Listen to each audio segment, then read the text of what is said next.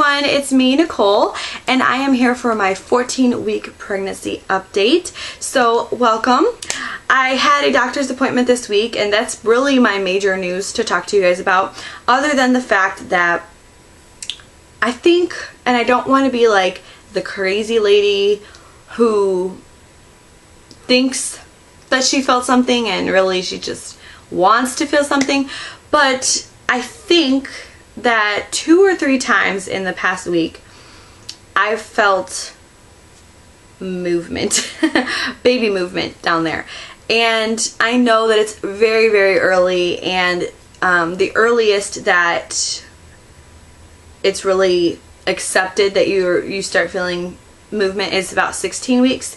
And so I know this is really extreme and it's super early to feel anything, but I really felt like the baby moved. It's not like it was, you know, somersaults or anything like that. I feel like some people interpret other things as baby movement, such as gas, indigestion. You know, there's a lot of things that are happening in your guts that can feel like baby movement, but it's not. But this, I don't know what it could be other than baby movement. So with Sadie, you know how a lot of people say the first movements that you are going to feel is fluttering, like a little fluttering movement. With Sadie, that's not how it was. With Sadie, I felt really I felt like she was doing jumping jacks or jumping up and down, or like just like she'd have a spasm and just freak out for a second. I don't know how else to say it, but like that she'd get shocked or scared and she would like jump out. And so that's, to me, what it feels like is that somebody's like poking you, just gives you a real quick jab, but from inside, and it's from down and right in that area, right where my uterus is, and it's just a quick like jab, like a quick jump, and that's it, and that's all I feel. And so, like I said, it's not a constant movement, it's not something that I feel on the regular, it's just something that I have felt 2 to 3 times, and then it's gone and I don't feel anything else for days. But I felt it those couple of times, and I don't know what else that could be. I mean, I guess it could be like muscles spasming or something like that, but I don't know. I don't know, I'm really interpreting it as baby movement. So that's the only real thing that I have to tell you guys about pregnancy-wise throughout the week. But going into my doctor's appointment on Monday, I knew that the doctor was going to want to hear the heartbeat on the Doppler, which was exciting to me because, you know, there's 4 weeks in between doctor's appointments, and by the 3rd week you just start getting really anxious, like, okay, I just really need some sort of sign of life, you know, especially whenever you don't have those baby movements to reassure you. It's definitely, you know, people that have the Dopplers, I'm sure that they feel reassured whenever they can find the heartbeat, but I don't have a Doppler and I'm not going to go pay for one. So it's really exciting whenever I do get the chance to hear the baby's heartbeat. So I went into the doctor's, we did all of our intake and everything like that, and the doctor goes and gets his Doppler and he puts it on my stomach and he goes to listen for the heartbeat, and nothing, no heartbeat. He's looking for about a minute, and I just get really quiet and I'm just introspective, and the doctor says, you know, he said, I don't want you to worry. Sometimes my Doppler can be a little funky, and if the baby's back is towards us, it can be difficult to get a reading. So he suggested that we go head back and get an ultrasound done, which, again, I love that my doctor has an ultrasound in his office. I love that he doesn't have to send me out, and I love that he doesn't like send me to one of his nurses to have his nurses do it. He will just take me back, turn the ultrasound machine on, and do it right then and there. So he did, took me back there, put the I think it's called a transducer, yeah. And he puts it on my stomach, and he finds the baby, and he just kind of holds it there for a minute, and he's trying to find the heartbeat. But as he's trying to find the heartbeat, the baby starts wiggling. And it's just those little, it's like those baby movements that when you have a newborn and they're sleeping, they just do their little wiggles. And oh, my heart just was so, it's just all of a sudden it just clicked. It dawned on me, that is a real kissable, huggable, squeezable, wiggling baby in there growing. And in a short time, I'm going to be able to have that baby in my arms, God willing. So I don't know. I've had the positive pregnancy test. I've had all of the symptoms. I've had, you know, 2 ultrasounds already, one at 6 weeks and one at 10 weeks. So it's not like I haven't even seen the baby. I've seen the baby. I've seen the heartbeat. But something about those little movements, and I mean, I wasn't expecting on having an ultrasound either. And so, it was just so sobering to have that and to see the little baby moving. So his main agenda was to find the heartbeat. He wasn't trying to like check all the anatomy or anything like that. So he just found the heartbeat. He said, there it is, it's about 160, and he printed out a couple pictures, and that was pretty much it. So here, I'll show you the pictures. Now, here it is. And the head, we believe, is up here, and the body. And I brought this picture home to my husband, and he automatically says, I think I see a wiener. And what he's talking about is right there. See, there's like 2 dots, and then there's like a little oval on top. I'm like, honey, the testes haven't even dropped yet. There's no way that that is a wiener. I was like, it's probably the umbilical cord or something else, but he just cracked me up. So, but it was really exciting. So anyways, I will go ahead and show you how much like development happens between week 10 and week 14.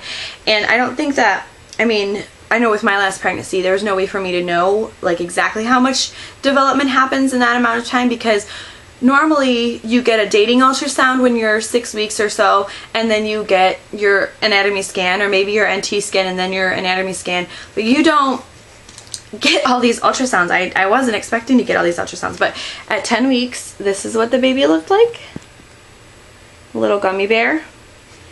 And now at 14 weeks, that's what the baby looks like. Isn't that a huge difference? Oh my gosh, that is so crazy to me. So yeah, what else did I want to say? So as I was at the doctor's office, so I had told my doctor that I had thought that I felt those movements, and you know, they kind of passed it off, and they you know, oh yeah, you know, they usually don't feel it until 16 weeks, so, but they didn't want to make me feel stupid either. So but as he was doing the ultrasound, he's like, yeah, the baby's getting big in there. And I asked him, I said, you know, big for its age or just, you know, big in general? He said, oh no, but just big in general.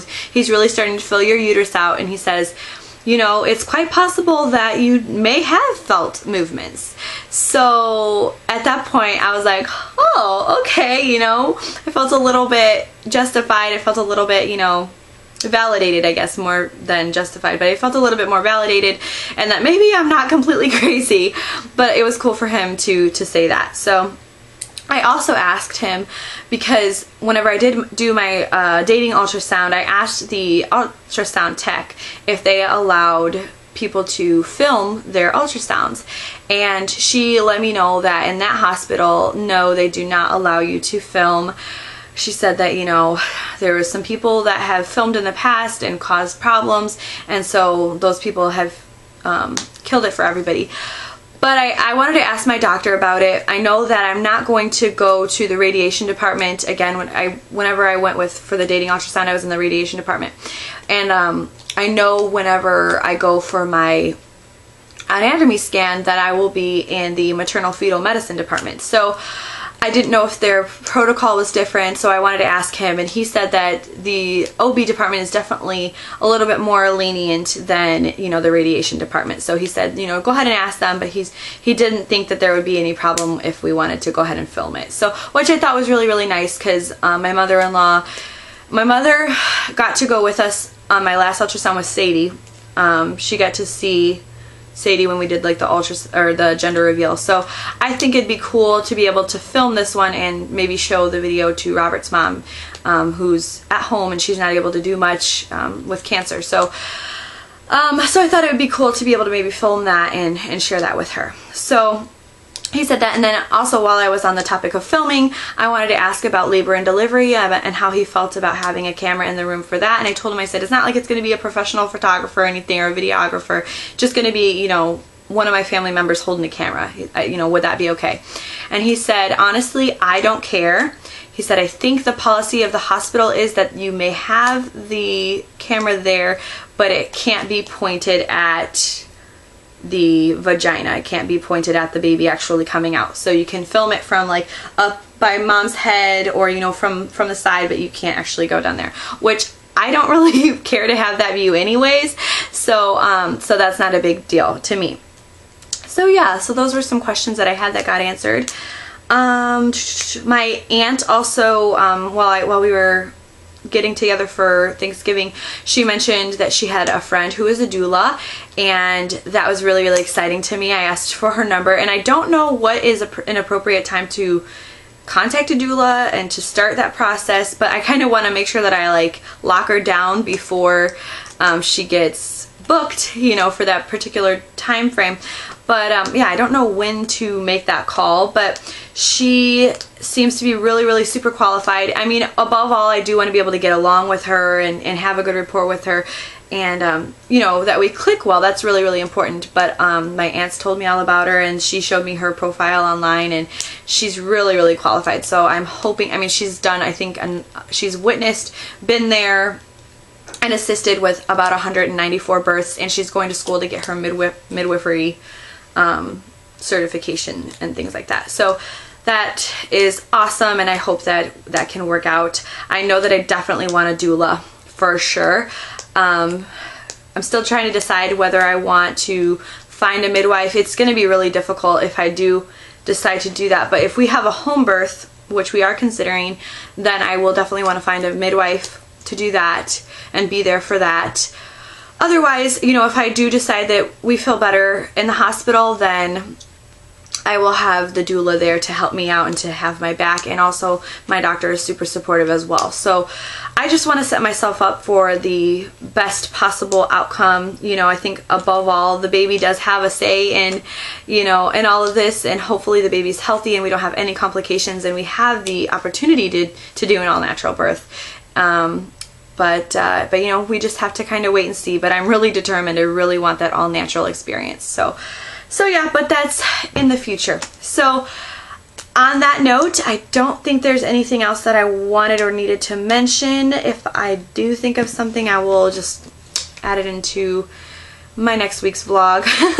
But yeah, those are the main things. Oh yeah, I did want to talk about current events and say congratulations to Prince William and Kate Middleton for announcing that they are expecting their first baby. Yay! She's been in the hospital. She's had some major morning sickness, so definitely keeping her in my thoughts and prayers. Pregnancy is definitely a great equalizer. No matter if you are a peasant or a queen, that first trimester can really knock you on your butt. So I'm definitely keeping them in my thoughts and hoping that she's feeling better soon. I think they mentioned that she's in her 10th week, so hopefully that should be subsiding pretty soon. So yeah, but yeah, I think that's all that I wanted to mention, and I will go ahead and talk to you guys later. All right, bye.